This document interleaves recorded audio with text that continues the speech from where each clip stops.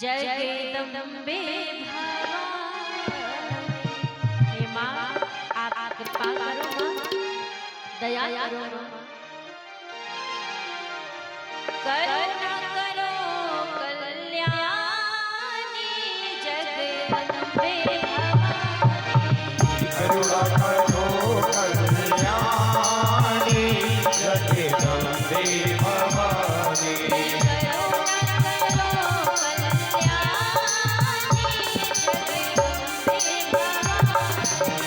करुणा करो कल्याणी जगदम्बे भवानी।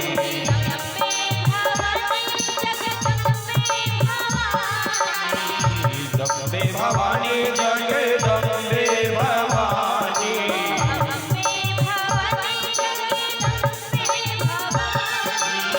जगदम्बे भवानी जगदम्बे भवानी।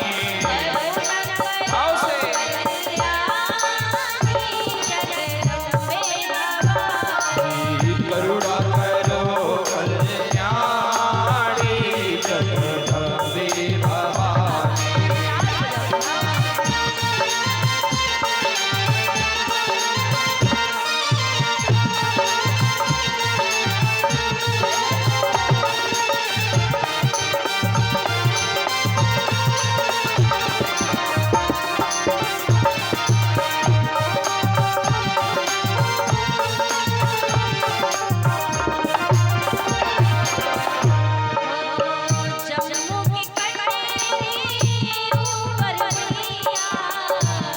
मुखी करनी ऊपर मेरा।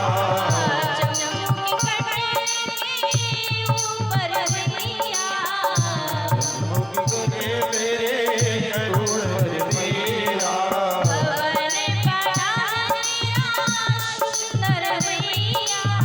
भवन बना है मैया सुंदर तेरा।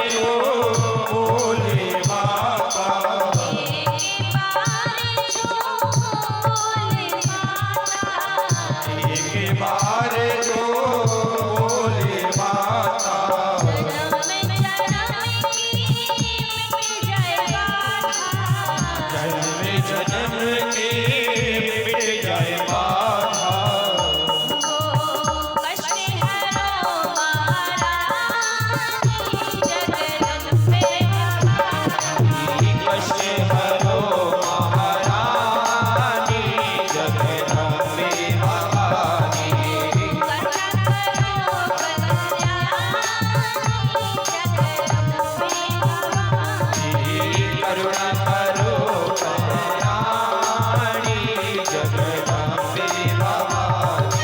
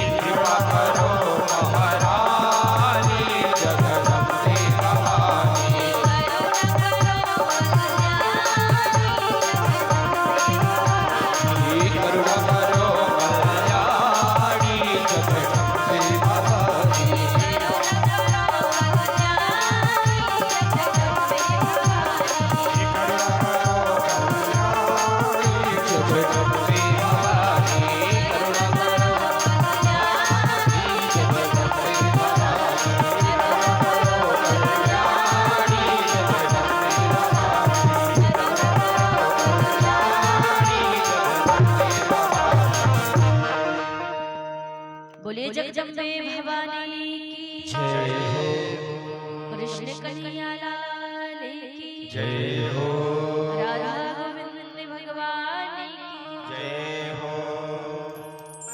एक बार सभी लोग थोड़ा जोर से बोलो भाव से बोले बोले वृंदावन बिहारी लाल की जय हो। आज कितने दिन हो गए? आज 7वां दिन है। पर आज तक बताते बताते वो कहते हैं ना, कई लोग होते जो अपना स्वभाव को भी छोड़ते नहीं हैं और होशको वाले भी कुछ ऐसे ही हैं।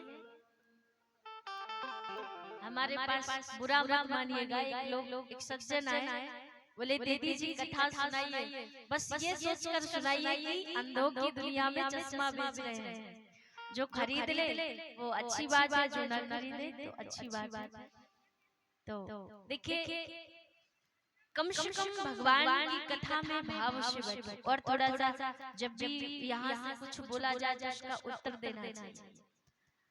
बराबर जो एक सज्जन आपको बड़ा ही सुंदर हिंदू धर्म के विषय में बता रहे थे। बहुत अच्छी बात है और बड़ी प्रसन्नता की बात है कि हमारे समाज में ऐसा भी कोई व्यक्ति है जो हमारे हिंदू समाज को जागरूक करना चाहता है। हम आधुनिकता के बढ़ते हुए क्रम में जा रहे हैं। आज कोई भी तीर्थ देख लो, वो श्री धाम वृंदावन हो, अयोध्या धाम हो या कोई भी तीर्थ हो, लोगों ने आधुनिकता के नाम पर ना जाने क्या क्या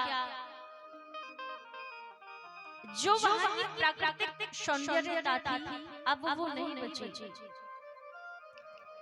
बड़े बड़े होटल, बड़े बड़े रेस्टोरेंट बना दिए गए हैं, बिल्डिंगें बन गई हैं, जो वास्तविक आनंद उस टाइम पर पूर्व में जो था, चारों तरफ वृक्षों का वातावरण, पक्षी चिंचा रहे हैं, कोकिल वयन आपको श्रवण करने को मिलते हैं, अब वो दिखाई नहीं पड़ता। गांव की जो सुंदरता थी वो भी धीरे धीरे समाप्त होती जा रही है। लोग आधुनिकता के बढ़ते हुए इस हाव भाव में अपनी ही संस्कृति को, अपने ही धर्म को भूलते जा रहे हैं।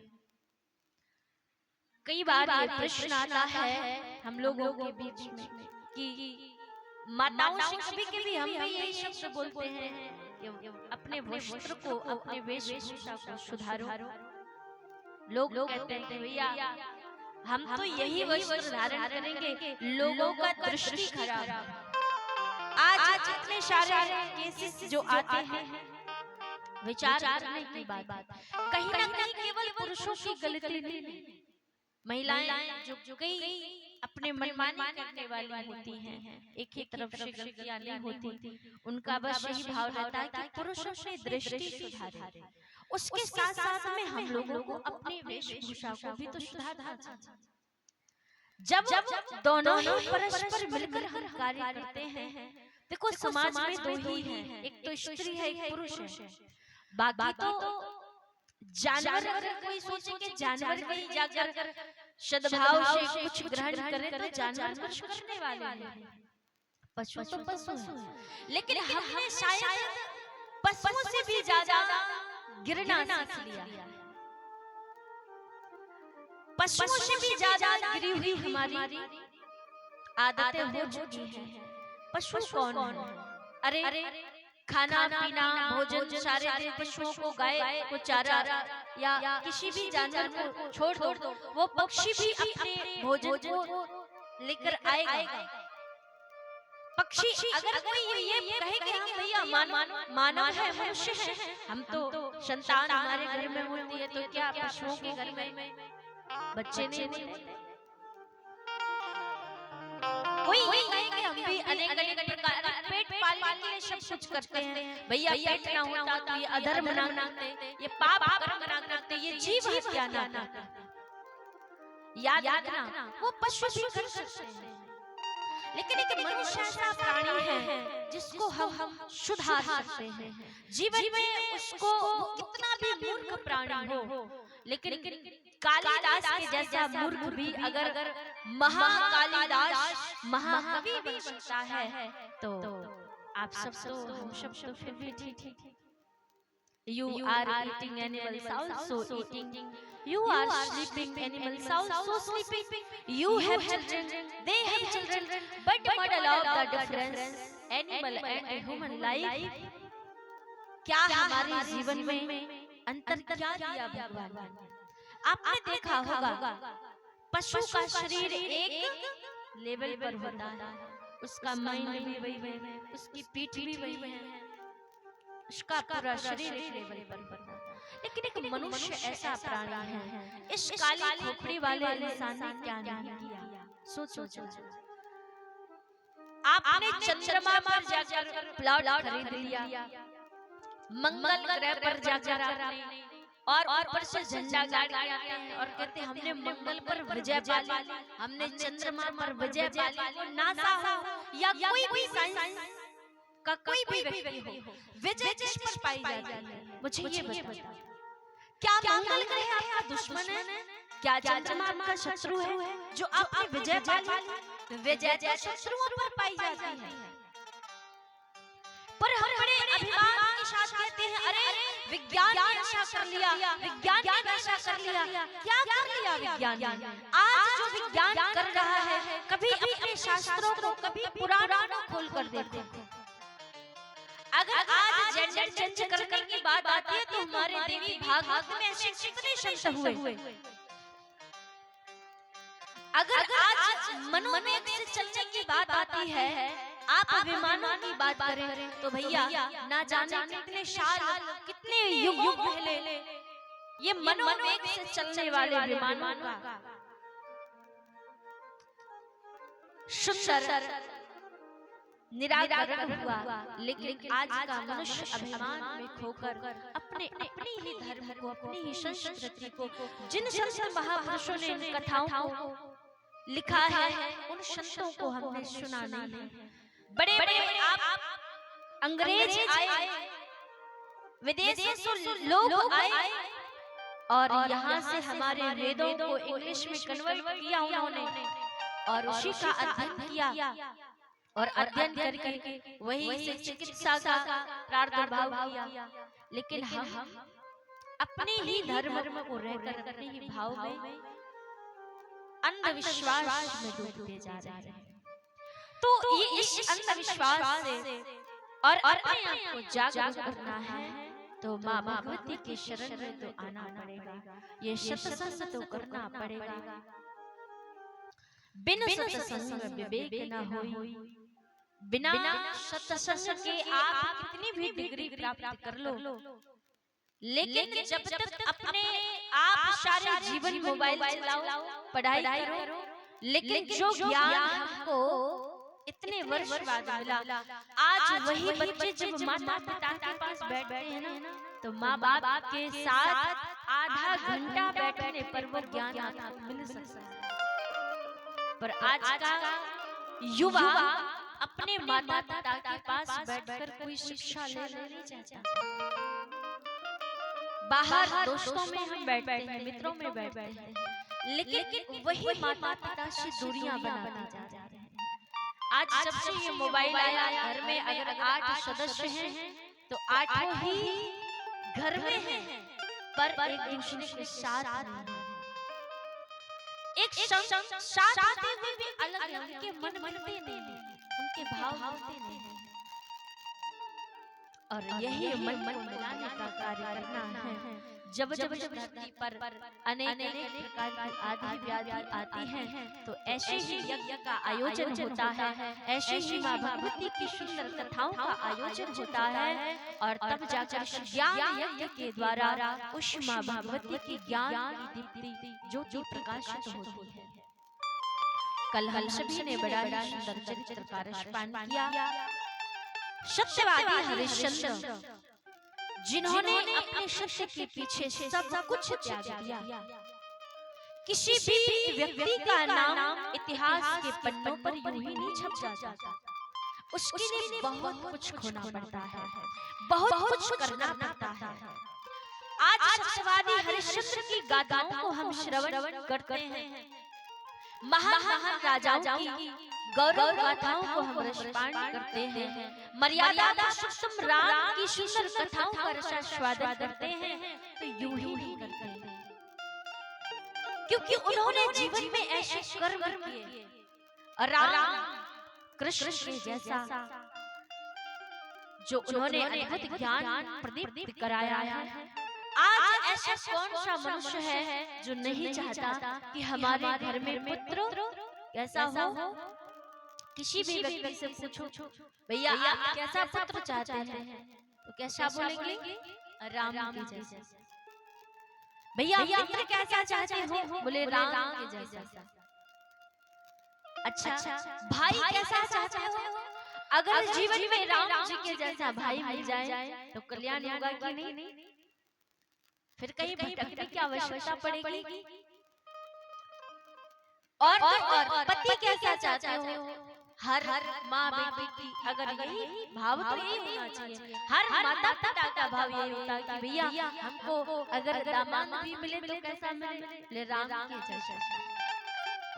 और अगर जीवन में आपको शत्रु भी राम के जैसा मिल जाए ना, तो समझो आपका जीवन धन्य है। पर राम के जैसा पाने के लिए कुछ खोना पड़ेगा। राम के जैसा पुत्र पाना है तो कौशल्या भी बनना पड़ेगा। अब आपका मन तो शूर्पणखा के जैसा, मन कैसा है? शूर्पणखा के जैसा। और कहते हैं कि हमारे घर में राम आए तो आएंगे कभी? उनके लिए सुंदर भाव की आवश्यकता। पुरुष भी अब आपका हृदय हिरण्यकश्यप कंस के जैसा भाव है, अब बोलो हमारे घर में राम के जैसा पुत्र आए, कभी नहीं आ सकते। कम से कम दशरथ नाम को तो उनके कुछ नियम का पालन तो करना पड़ेगा। यही सत्यवादी हरिश्चंद्र, हर कोई सत्यवादी हरिश्चंद्र नहीं बन सकता, लेकिन कम से कम उन्होंने जो लीलाओं को किया है उनके पद चिन्हों पर चलना चाहिए। और ये जो सत्यवादी हरिश्चंद्र है ये भी ऐसे ही नहीं बने, इन्होंने भी माँ जगदम्बा की आराधना की, और एक माँ भगवती ने सत्यवादी हरिश्चंद्र के जीवन का कल्याण करने के लिए एक अवतार धारण किया। जिन देवी की आराधना की उनका नाम है माँ शताक्षी देवी। जैसे आपके यहाँ कुल देवी है ना, माँ जगदम्बा शेरावाली, ऐसे ही सत्यवादी हरिश्चंद्र जिन भगवती की आराधना करते थे वो है माता शताक्षी देवी। तो राजा जनमेजय ने प्रश्न किया, भगवान एक बात बताइए, ये जो शताक्षी देवी हैं इनका प्राकट्य कैसे हुआ? कैसे धरती पर ये माता पधारी? इनका अवतरण कैसे हुआ? तो वेद व्यास भगवान ने एक बड़ा सुंदर चरित्र श्रवण करवाया। हे राजा, एक बार एक दैत्य हुआ जिसका नाम था दुर्गम। बड़ा महानीच दुराचारी पापी ये जो दुर्गम था ये रुरु नामक दैत्य का पुत्र था। दुर्गम दैत्य ने ब्रह्मा जी की आराधना करी और उनको प्रसन्न किया और ब्रह्मा जी से वही वरदान मांगा। एक आवश्यक सूचना, 2 बच्चे खो गए हैं। जिनके बच्चे हों, जिन माता के बच्चे हों, मंच के पास चेयर पर बैठे हैं बच्चे, आप आकर के अपने बच्चे को लिवा जाएं। 2 बच्चे खो गए हैं, वो यहाँ पर मंच के पास चेयर पर बैठे हुए हैं। जिन माता के बच्चे हों वो आए और अपने बच्चे को लिवा के जाएं। जय हो देवी जी, बहुत बहुत बढ़िया। अब बताओ ऐसी मम्मी है आजकल क्या करोगे? मम्मी बढ़िया आइसक्रीम खा रही होगी और बच्चे बेचारे डोल रहे हैं। तो दुर्ग नामक दैत्य ने मां भगवती की आराधना, ब्रह्मा जी की आराधना की और दुर्गम ने कहा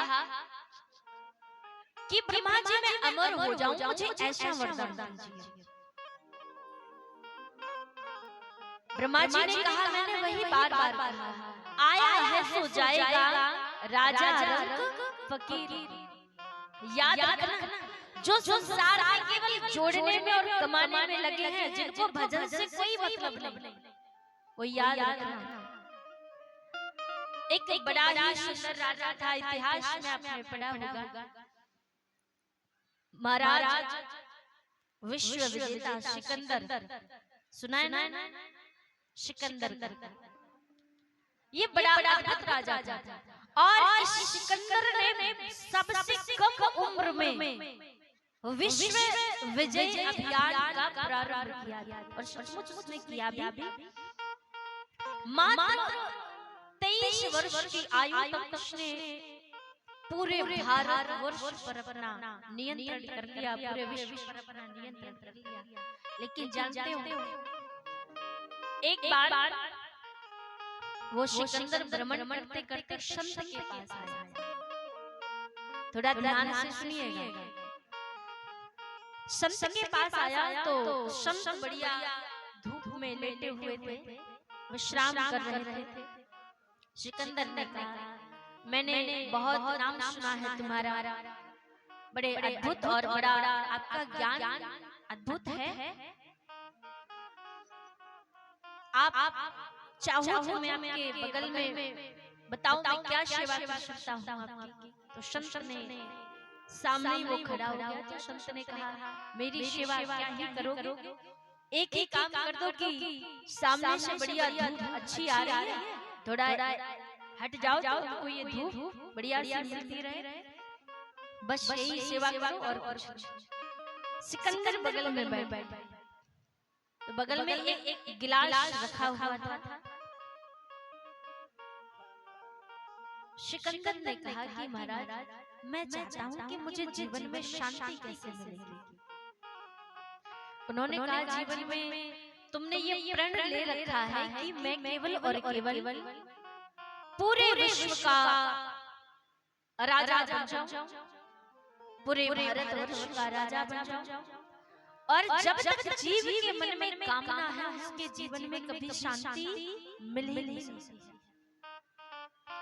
तो बगल में जो गिलास पड़ा था वो भी कोई ले गया। सिकंदर ने कहा महाराज बताओ आपका जो पीने वाला जल पीने वाला गिलास था वो भी चला गया। सब बोले अच्छा हुआ, कम से कम जहाँ जा जाता है इस गिलास की टेंशन बनी रहती थी कि यहाँ जाना है तो पानी पीने का गिलास ले जाना। अच्छा हुआ अब ये चिंता भी समाप्त हो गई। और जब तक इस जैसे ये गिलास की चिंता मेरे जीवन में जहाँ जाता था वहीं रहती, उसी प्रकार से जीवन में जब तक छोटी सी भी कामना आपके हृदय में है उस मनुष्य को शांति कभी नहीं प्राप्त हो सकती। और याद रखना धन से आप दवा खरीद सकते हो पर रोग नहीं खरीद सकते। धन से भोजन खरीद सकते हो पर भूख नहीं खरीद सकते। धन से आप बिस्तर खरीद सकते हो पर नींद नहीं खरीद सकते। धन से आप मां तो खरीद सकते हो पर ममता नहीं मिल सकती। उसी प्रकार से धन से आप एकांत खरीद सकते हो पर सच्ची शांति आपको धन से कभी प्राप्त होने वाली नहीं है। तब सिकंदर ने जाते जाते 3 बातें बताई। मरते मरते सिकंदर ने कहा कि भैया जब मैं मेरी मृत्यु आए ना तो एक काम करना, मेरे दोनों हाथ जो शव यात्रा निकलेगी उसमें दोनों यूं मेरे हाथ खाली करके छोड़ दो। लोगों ने कहा ऐसा क्यों महाराज? ताकि लोगों को पता चले कि इस संसार में आए हो कितना भी धन कमा लो, बहुत बड़े बड़े राजा हुए, हम और आप क्या ही चीज हैं, आज के लोग क्या ही चीज हैं, बड़े बड़े सम्राट चक्रवर्ती हुए इस धरती पर जो भी आए हैं ये यहाँ से खाली हाथ ही गए, एक सुई की नोक के बराबर भी धन लेकर नहीं जा पाए। दूसरी बात, जब मैं मरने लगूं तो दुनिया के सारे जितने भी वैद्य हैं, डॉक्टर हैं, जिनको गुमान है कि हमने इस मरीज को बचा लिया, ऐसा क्यों? ताकि उन डॉक्टरों के सामने, उन वैद्यों के सामने मैं ये उद्घोष करके कह सकूं कि जब जीव का अंतिम समय आ जाता है तो सारे विश्व के भी अगर वहां पर वैद्य खड़े हो तो भी उस जीवात्मा को कोई रोक नहीं सकता, उसको जाना ही पड़ेगा।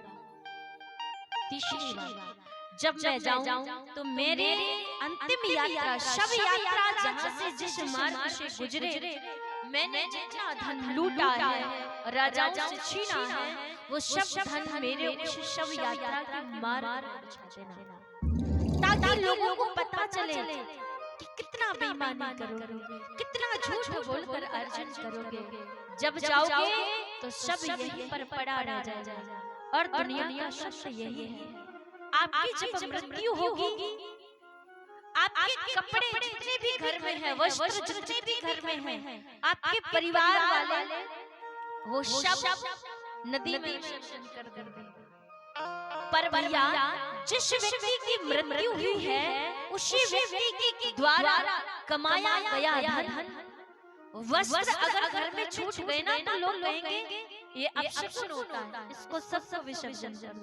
पर उसी प्राणी के द्वारा कमाया हुआ धन तिजोरी में बंद करके रख लेते हैं, क्या उससे घर दूषित नहीं होता?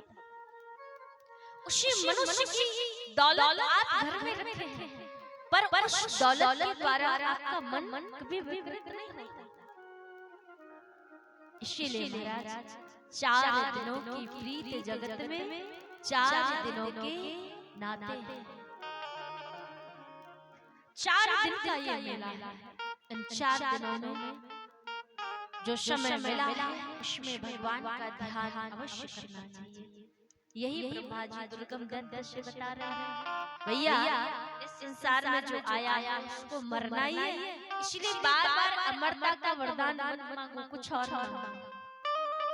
दुर्गम ने कहा, महाराज अगर आप देना चाहते हो तो जितना ही वैदिक धर्म में वेद हैं, शास्त्र हैं, पुराण हैं, वो सब के सब हमें दे दे। ब्रह्मा जी ने कहा, तथास्तु। जैसे ही दुर्गम दैत्य के पास सारे वेद आए, पुराण आए, शास्त्र आए, अब जब लोग यज्ञ कराते हैं तो उन यज्ञ में जो आहुति पड़ती है वो देवताओं को प्राप्त नहीं होती, वो सब दुर्गम दैत्य को प्राप्त होती है। देवता, मनुष्य, समस्त विश्व संध्याहीन हो गया, वेदहीन हो गया ये संसार। कोई भी ब्राह्मण ना तो संध्या वंदन करता है, ना सूर्य वंदन करता है। और आज की कुछ स्थिति भी ऐसी है, हर मनुष्य, कम ही लोग हैं जो सूर्य भगवान को जल अर्पण करके सूर्य भगवान की वंदना करते हैं, संध्या वंदना करते हैं। जो भी मनुष्य करता है वो सबका सब दुर्गम दैत्य को प्राप्त होता है। देवता श्रीहीन हो गए, शक्तिहीन हो गए, भगवान विष्णु भी शक्तिहीन हो गए। तब जाकर के अब इस दैत्य का कल्याण कैसे हो? सारी पृथ्वी अकाल के कारण पूरा जल सूख गया, कहीं पर भी एक बूंद जल ना बचा। सारी धरती त्राही त्राही करने लगी, और वातावरण दूषित हो गया। अब क्या करें? तो समस्त देवताओं ने जाकर मिलकर माँ जगदम्बा की आराधना की और कहा, हे भगवती, अब आप ही आकर के भूख प्यास से जो प्राणी मर रहे हैं, एक एक दाने के लिए लोग तरसने लगे। क्योंकि जब वेद पाठ नहीं होगा, संध्या वंदन नहीं होगा, सारे देवता वायु ही, पवन देवता हो गए, वरुण देवता जलहीन हो गए, सूर्य भगवान प्रकाशहीन हो गए, चंद्र भगवान शीतलताहीन हो गए, सभी देवता अपने अपनी शक्ति से हीन हो गए। अब इस जगत का कल्याण कैसे होगा? तो रो रो कर आज पुकारा जगदम्बा को, और माँ भगवती को जैसे ही समस्त देवताओं ने पुकारा, प्रसीद त्वं महेशानि प्रसीद जगदम्बिके अनंत कोटि ब्रह्मांड नायके नायके ते नमो नमः। हे माता, अब आप ही सारी सृष्टि की संहार करता, पालन करता, इस सृष्टि की रचयिता हो। हे जगदम्बा, एक एक बूंद के लिए ये सारा जगत त्राही त्राही कर रहा है। पूरा जगत आपके जो पुत्र हैं, आपकी जो संतान हैं, ये एक एक अन्न के दाने के लिए तरस रहे हैं। और ये माता पृथ्वी भी जब आपने गौ माता को देखा होगा, गौ माता का जब हम दोहन करते हैं तो उस समय गौ माता दूध तो देती है, लेकिन थोड़ा बहुत अपने गर्भ में अपने बछड़े के लिए छुपाती कि नहीं, ताकि उसका जो भूखा बच्चा है उसके लिए वो दुग्ध काम आ सके। वही स्थिति धरती माता की है। आज कितना धरती माता का खनन हो रहा है, हर प्रकार से शरण हो रहा है। और याद रखना, पृथ्वी माता ही बार बार उद्घोष करती है कि जब जब धरती पर मेरा दोहन होता है, उस समय धरती माता अपने रत्न, आप एक अन्न का दाना धरती पर डालते हैं, हजार दाने कर आते हैं। ये कौन देता है? ये पृथ्वी माता प्रदान करती है। इसलिए हर दिन धरती माता का वंदन करना चाहिए हर मनुष्य को। लेकिन धरती माता का जब हम दोहन करते हैं, अपनी ही माँ का हम जब शोषण करते हैं, तो वो माँ, वो भूमि देवी, ये धरा देवी अपने अन्न, अपना जल, अपने रत्न सब अपने गर्भ में धीरे धीरे छुपा लेती है, और अपना ही शोषण करने वाले बच्चों को, अपने ही पुत्र संतानों को एक एक अन्न के लिए वो तरसा देती है। आज वही स्थिति समस्त जगत की हो चुकी है। अब तो भगवान से सभी ने प्रार्थना की माँ भगवती से, तो जब माँ जगदम्बा की जगह जगह लोगों ने आराधना करना प्रारंभ कर दिया, हे माँ अब आप ही रक्षा करो। तो जैसे ही देवों ने आराधना की, तो साक्षात माँ भगवती अस्त्र शस्त्रों से सुसज्जित होकर के असंख्य नेत्रों वाली माँ जगदम्बा आज प्रकट हो गई। बोले जगदम्बा भवानी की। और जानते हो, आज जो माँ भगवती ने रूप धारण किया है, ये महालक्ष्मी का नहीं, महासरस्वती का नहीं, महाकाली का नहीं। कौन सी माता? माँ के पूरे अंग अंग में हजारों नेत्र हैं। सत अक्षी, अक्षी माने आंखें, नेत्र, सत माने सहस्त्रों। माँ के हाथों में पूरे अंग अंग में असंख्य नेत्र हैं, और ऐसे नेत्र मानो माँ के नेत्रों से अमृत की धारा बह रही हो। और माँ ने देखा, आज मेरी संतान कितनी दुखी है, ये मेरे पुत्र ही है। और अगर पुत्र अपराध कर देता है, तो माँ उस अपराध को, माँ ही एक ऐसी दयामयी है जो बिना दंड दिए क्षमा कर देती है। आज माँ जगदम्बा अपने उन सहस्त्रों आंखों से, नेत्रों से इतना अश्रु प्रवाह किया, इतना अश्रु प्रवाह किया कि माँ के असंख्य नेत्रों से जो अमृत की धारा माँ रो रही है, उस धारा से पूरा पृथ्वी के सातों समंदर जल से भर गए। पूरी की सारी धरती एकदम रसामृत से भर गई। समस्त देवों ने उस जल का पान किया, सारी पृथ्वी की संतानों ने उस जल का पान किया। आज तरलता से सारी भूमंडल रस में हो गई। अनेक प्रकार के पेड़ पौधे उस धरती माता से फूट पड़े। देवों ने कहा, माँ आपने ये शताक्षी रूप धारण करके सारे जगत को ये जल की धारा प्रकट कराकर समस्त भूमंडल को जल प्रदान किया। हे माँ, ये सारा जगत भूख से त्रसित है। तो देवी भागवत में वर्णन है, आज माँ जगदम्बा ने अपने अंग अंग में असंख्य फल, सब्जियां, अन्न, रत्न प्रकट कराए और आज देवों की आराधना से माँ ने एक और रूप धारण किया, शाकंभरी देवी। बोलिए शाकंभरी मैया की, शाकंभरी मैया की जय हो। त्वया यतो धृतं देवी शताक्षी तुम ततो भवा, क्षुधा पीड़िता माता स्तुतः शक्तिर्चास्ति। माँ के नेत्रों से जो अमृत की धार बही, उस धारा से सारे जगत को जल मिला। माता शाकंभरी देवी के द्वारा जितनी भी साग सब्जी फल अन्न है इस धरती पर, वो माँ भगवती का ही स्वरूप है। इसीलिए तो कहते हैं कि हर जीव के अंदर माँ भगवती का दर्शन करना चाहिए। वो ऊपर के सातों लोकों में, नीचे के सातों तलों में और हर प्राणी में माँ भगवती का स्वरूप है। जिस दिन माँ भगवती का स्वरूप, उस माँ भगवती का तत्व, उस माँ भगवती की ऊर्जा शक्ति इस मनुष्य के अंदर से चली जाती है, उस दिन हमारा कोई महत्व नहीं रह जाता। देवों ने कहा, माँ आपने सारे जगत का तो कल्याण कर दिया अन्न से, जल से पूरित करके माँ, लेकिन अभी तक हमारे पास वो वैदिक धर्म, हमारे वेद पुराण, हमारे शास्त्र अभी तक हमारे पास नहीं आया। तब आज माँ भगवती ने असंख्य देवियों को प्रकट किया और 10 महाविद्याओं का प्रकट माँ के हृदय से हुआ।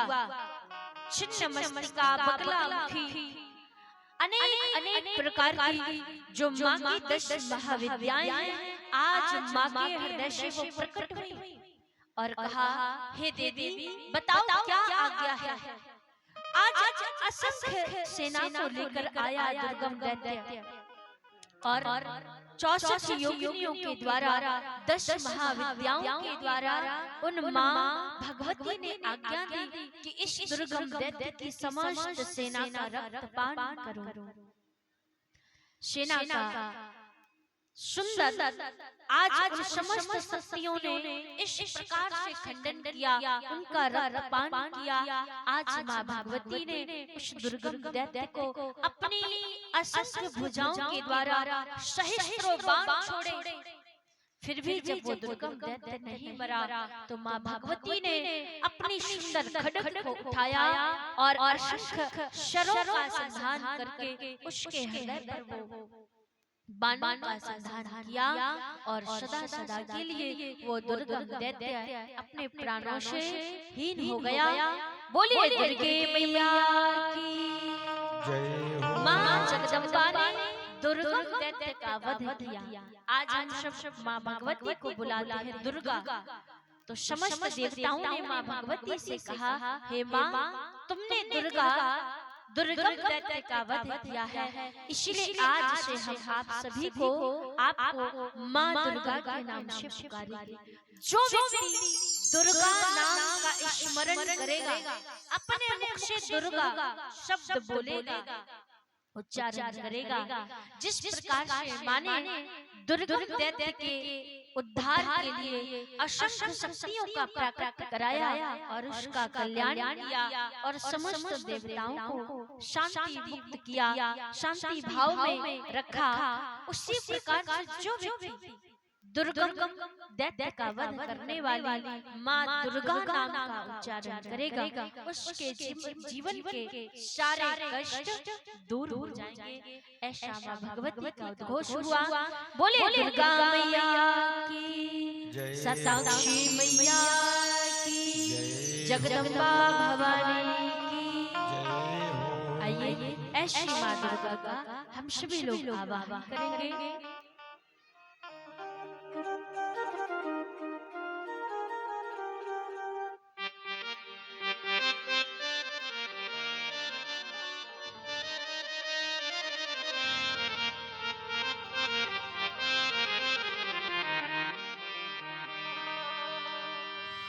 माँ अपनी दया से,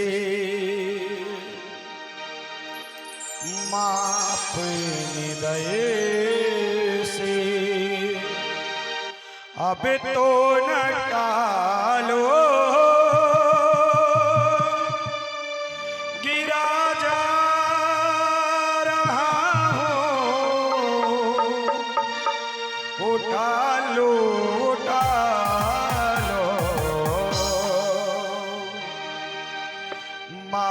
अपनी दया से, माँ अपनी दया से अब तो न टालो, गिरा जा रहा हूँ, उठा लो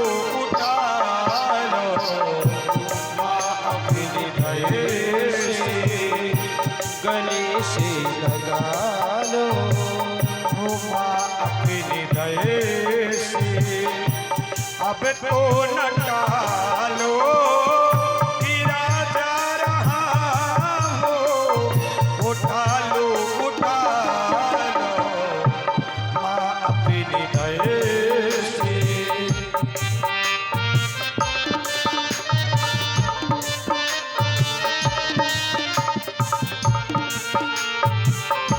खाली न जाता कोई दर से तुम्हारे, खाली न जाता कोई दर से तुम्हारे, खाली न जाता कोई दर से तुम्हारे, खाली न जाता कोई दर से तुम्हारे, द्वारे खड़ा हूँ नन्हे बाहे पसारे, द्वारे खड़ा हूँ नन्हे बाहे पसारे, चरणों की सेवा में, चरणों की सेवा में लगा लो गिरा जा रहा हो, उठा लो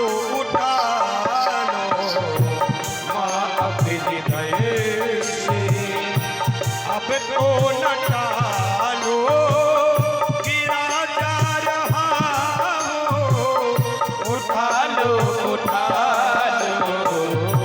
माँ अपनी दया से।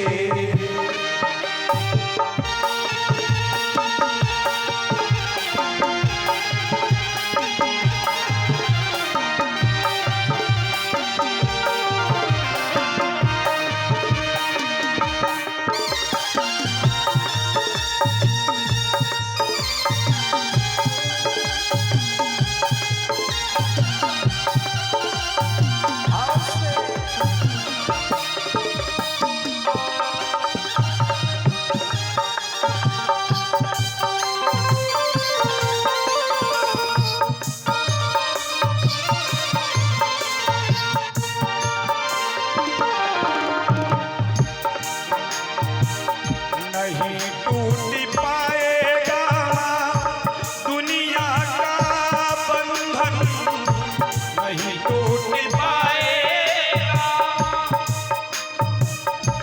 नहीं टूट पाएगा दुनिया का बंधन, नहीं टूट पाएगा दुनिया का बंधन, जब तक कृपा ना होगी माँ तेरे मुझे पर, जब तक कृपा ना होगी माँ तेरे मुझे पर, कदम लड़खड़ाए, कदम लड़खड़ाए, संभालो संभालो गिरा जा रहा हूँ,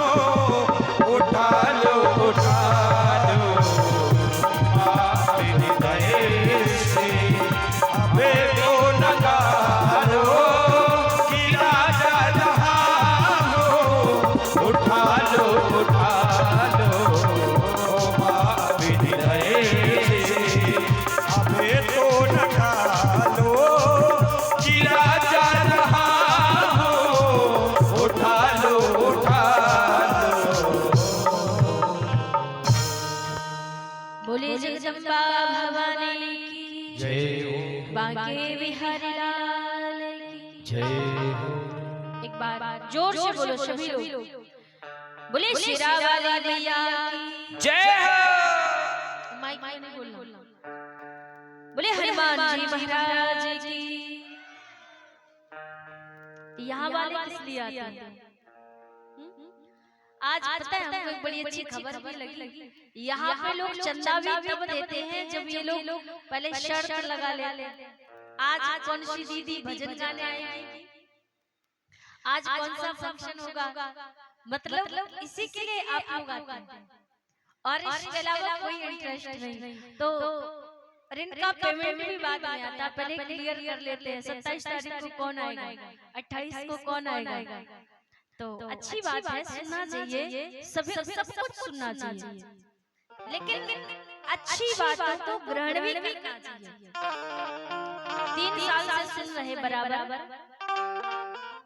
और आप लोग शिव मूर्ति की भांति हैं जो यहाँ से कान में डाला और यहाँ से निकल गए। जैसे आप यहाँ बाजार जा रहे हैं, ऐसे एक संत जी एक मूर्तिकार ने बढ़िया मूर्ति बनाई और 2 मूर्ति बिल्कुल एकदम सेम, कोई अंतर नहीं, बराबर स्वरूप रंग रूप जैसा सब। अब एक का प्राइस लगाया 1000 रुपए और एक का प्राइस बताया 100 रुपए। तो लोगों से कहा कि भैया ये जो मूर्तियां हैं देंगे भी उसी को जो बताएगा ना इनमें अंतर क्या है। अब बड़े बड़े ज्ञानी आए, आप ही जैसे सब लोग ज्ञानी आए, पूछा सभी से अंतर क्या है, कोई अंतर ही ना बता पाए, बिल्कुल एक जैसी मूर्ति, अंतर क्या है।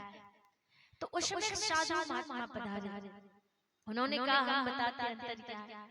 जिस मूर्ति का दाम 1000 रुपए है, उस मूर्ति के कान में एक धागा डाला तो वो यहाँ से नहीं निकला, अंदर गया। और जो 100 रुपए वाली मूर्ति थी ना, उसके कान में यहाँ से धागा डाला और यहाँ से खींचा तो बाहर निकल गया। और भोसको में हमको लगता है कि कुछ मूर्तियां ऐसी ही हैं जो यहाँ से अगर इनके कान में धागा डाले तो यहाँ से बराबर निकल आएगा। कुछ लोग आते हैं कथा सुनने और सुनते तो सब हैं, पर सुनना सार्थक तभी है जब उसको जीवन में ढाला। आज कमी बस वही है कि हम ज्ञान की बातें करते तो बहुत है, पर अपनाते नहीं।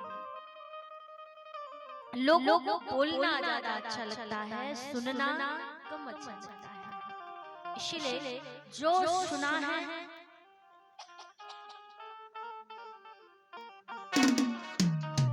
बताओ, यहाँ तक खुशबू आ रही है, हमको बोलना मुश्किल पड़ रहा है।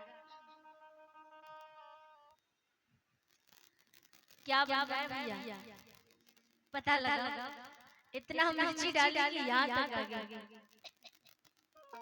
बोले बांके बिहारी लाल की जय हो। तो जीवन में धारण करना, धारयति धर्म, जो धारण करो वही धर्म है। आज माँ भगवती जगदम्बा की प्राकट्य की सुंदर प्रश्न किया राजा जनमेजय। माँ के 3 रूप जो आपने बताए, एक भगवान विष्णु को समर्पित है, एक ब्रह्मा जी को समर्पित है, एक भगवान भोलेनाथ को समर्पित है। और भगवान सबसे बड़ी बात, आप मुझे कुछ चरित्र सुनाइए कि माँ हेमावती, माँ उमा, जिन्होंने असंख्य वर्षों तक तप किया भगवान महादेव को पाने के लिए, ऐसा उन्होंने क्या कर्म किया।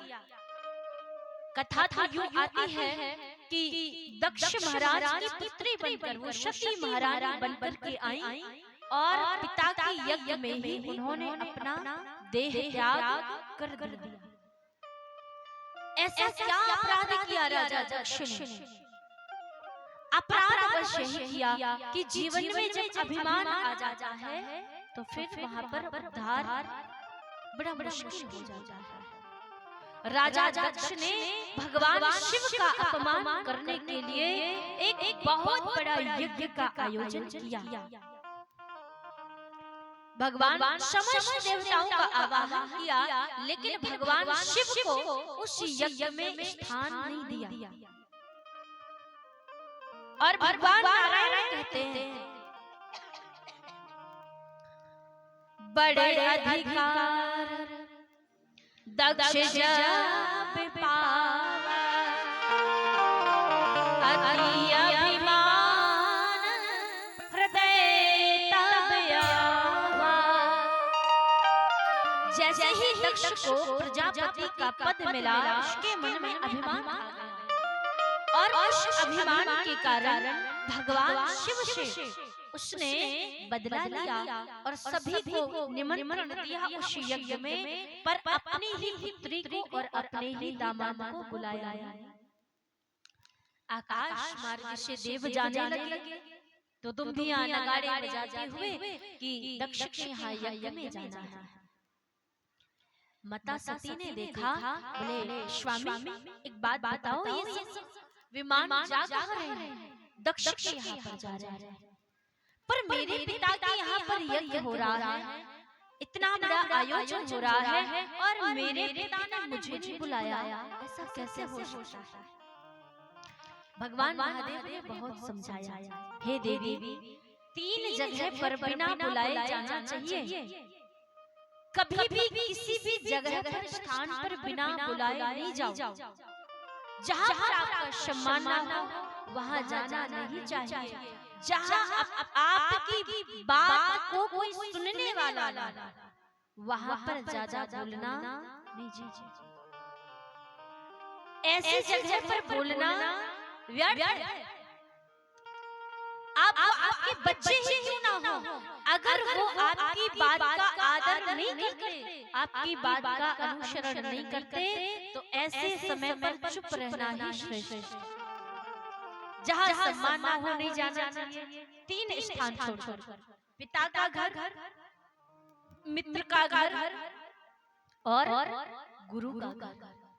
अगर गुरु के घर में बिना बुलाए चले जाओ कोई दोष नहीं है, पिता के घर में बिना बुलाए चले जाओ कोई दोष नहीं है, मित्र के घर में बिना बुलाए चले जाओ कोई दोष नहीं। लेकिन यहाँ भी लेकिन अगर पिता के घर, मित्र के घर, गुरु के घर कोई उत्सव है, कोई विवाह है, यज्ञ है, कोई बड़ा आयोजन है और ऐसे स्थान पर पिता ना बुलाए, मित्र ना बुलाए और गुरु ना बुलाए, तो भैया शास्त्र कहते हैं कि ऐसी जगह पर भी बिना बुलाए नहीं जाना।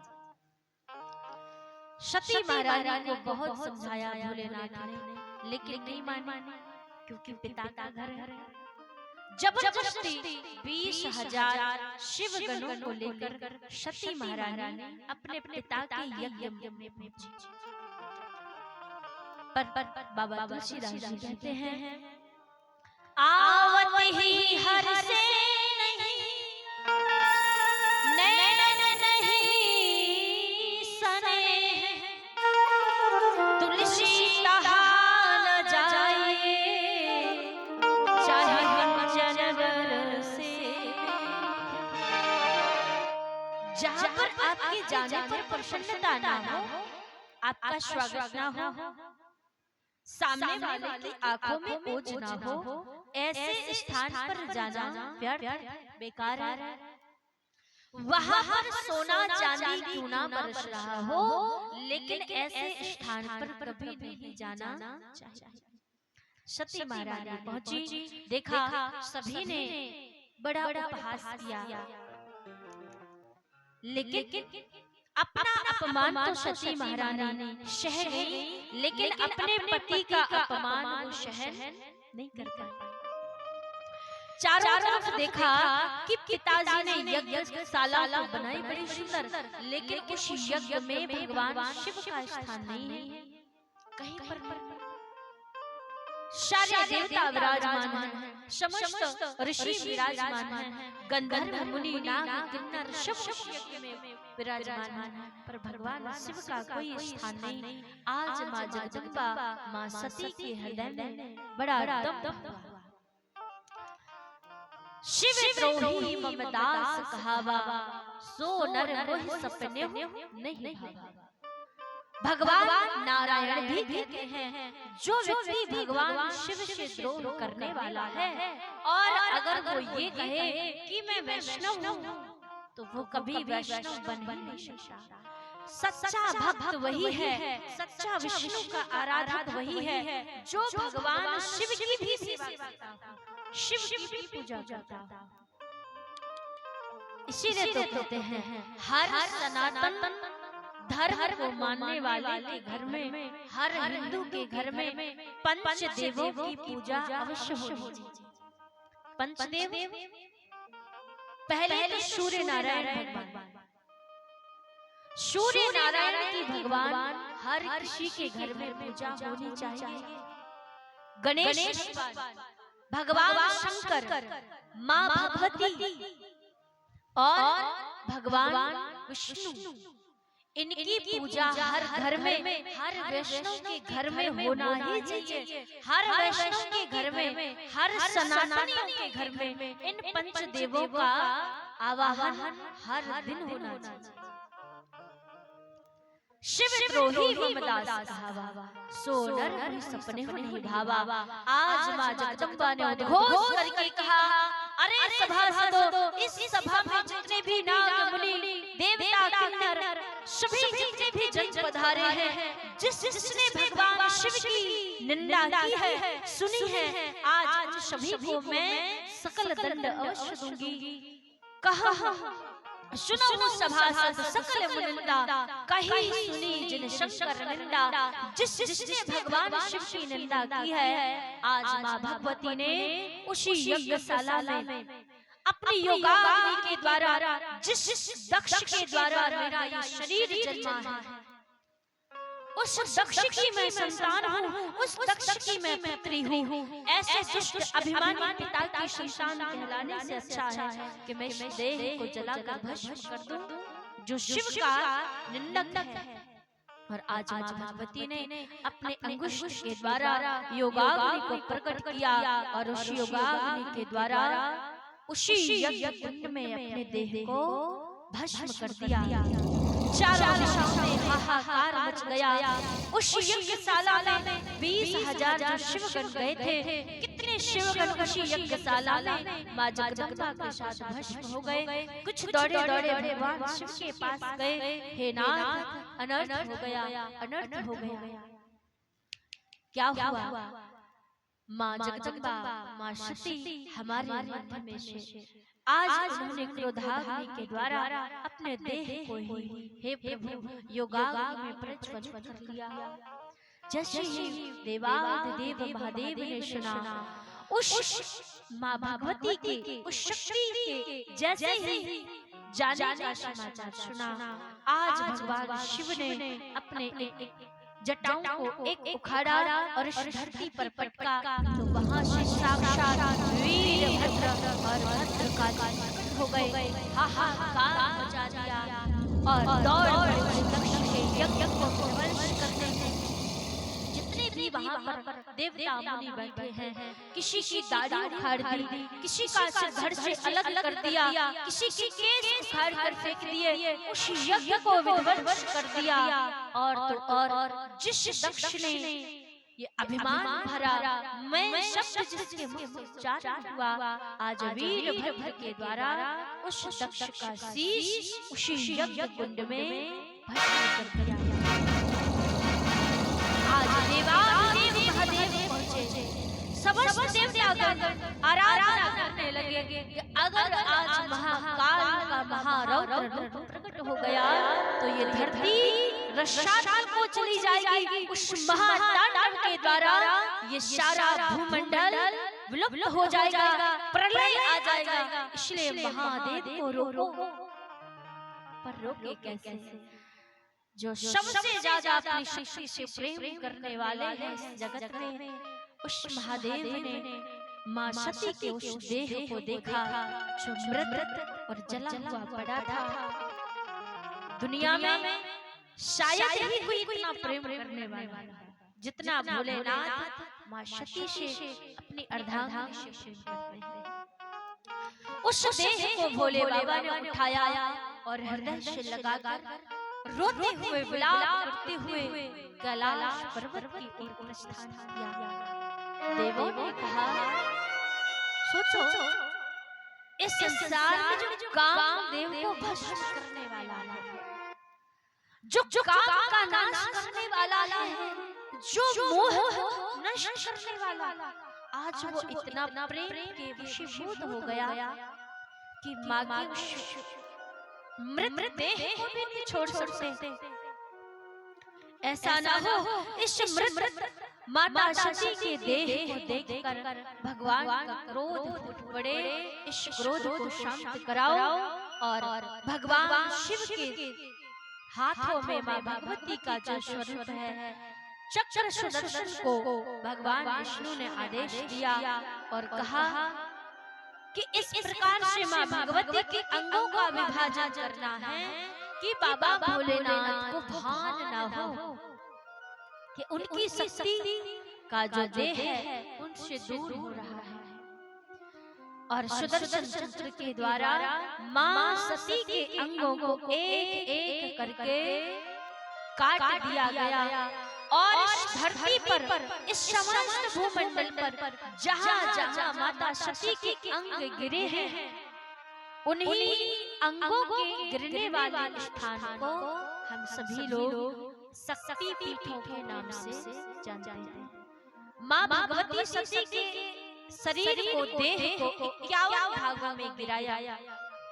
कहीं पर माँ के केस गिरे, कहीं पर माँ के नेत्र गिरे, कहीं पर माँ की नाक, कहीं पर उनके हस्त कमल, कहीं पर उनके चरण कमल, कहीं पर उनका सुंदर मुखमंडल। इस प्रकार से 51 भागों में इस भूमंडल पर माँ सती के अंगों का प्रादुर्भाव हुआ और उसी स्थान को हम अनेक शक्ति पीठों के नाम से जानते हैं।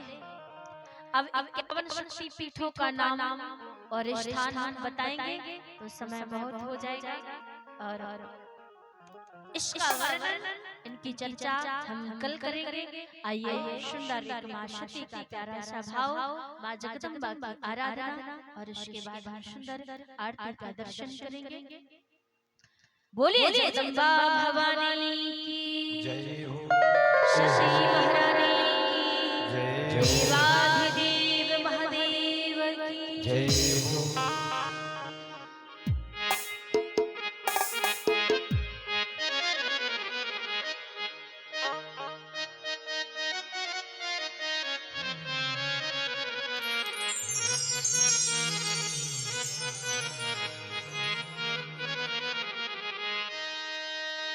वो तेरे चरणों में मेरा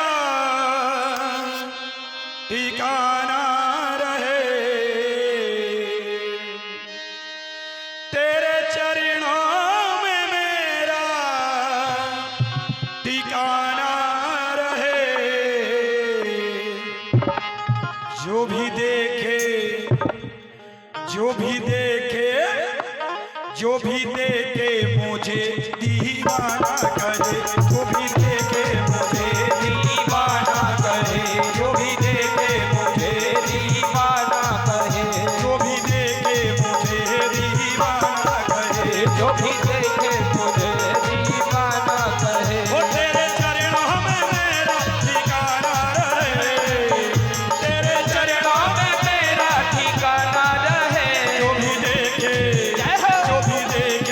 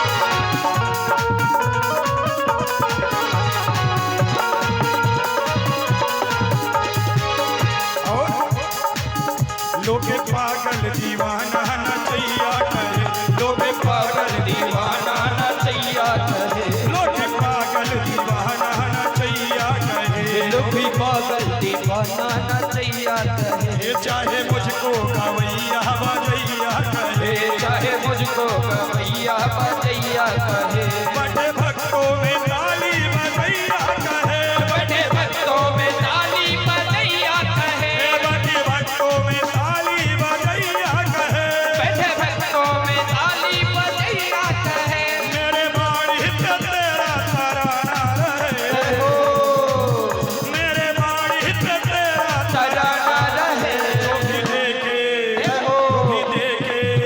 जो भी देखे मुझे दीवाना कहे, जो भी देखे मुझे दीवाना कहे, जो भी देखे मुझे दीवाना कहे, जो भी देखे मुझे दीवाना कहे, जो भी देखे मुझे दीवाना कहे।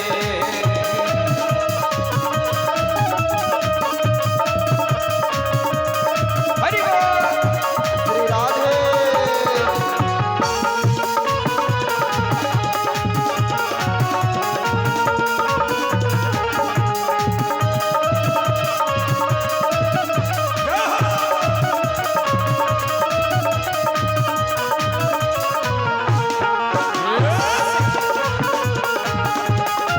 श्री राधे।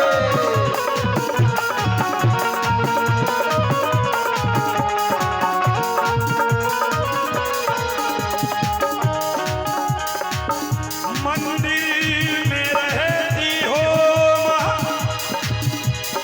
कभी मेरे घर भी आया करो,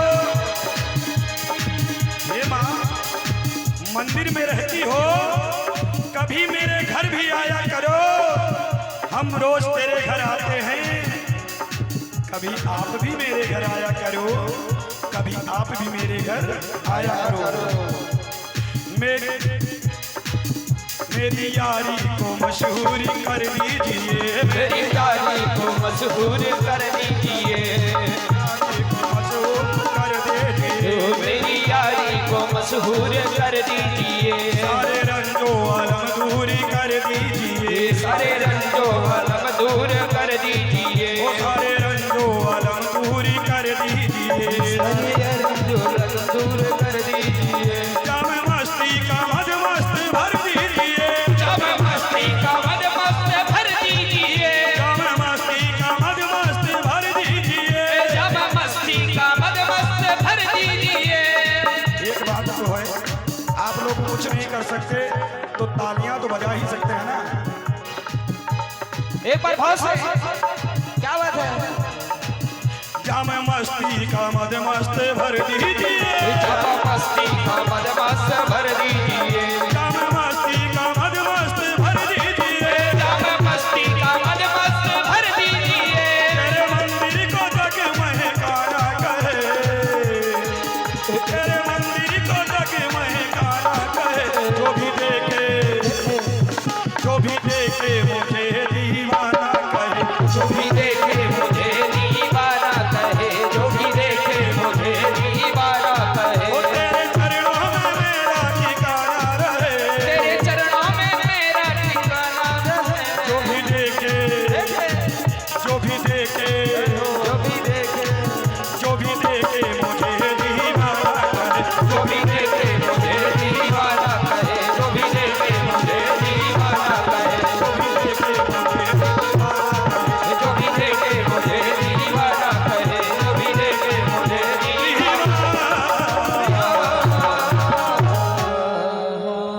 प्रेम से बोली अम्बे मैया के।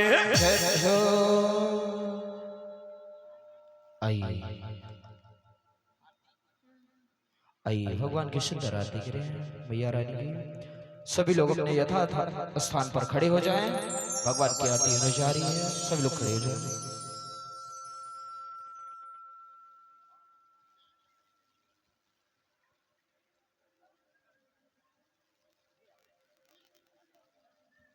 हरि ओम।